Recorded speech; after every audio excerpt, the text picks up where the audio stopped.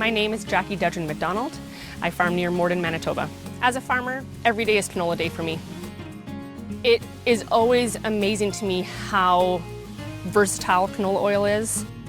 Canola is low in saturated fat and contains plant-based omega-3s. The number one use is going to be in the kitchen. That's how people recognize it the most. It's in our dog and cat food, as well as lotions, lip balms, and of course, baby formula.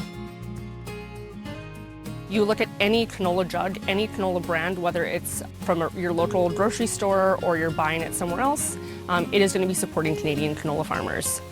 It is grown here, it's produced here, and it is sold here. We quite literally have put Canada right in its name. So the CAN in canola stands for Canadian, and the OLA stands for oil. Get to know canola at HelloCanola.ca.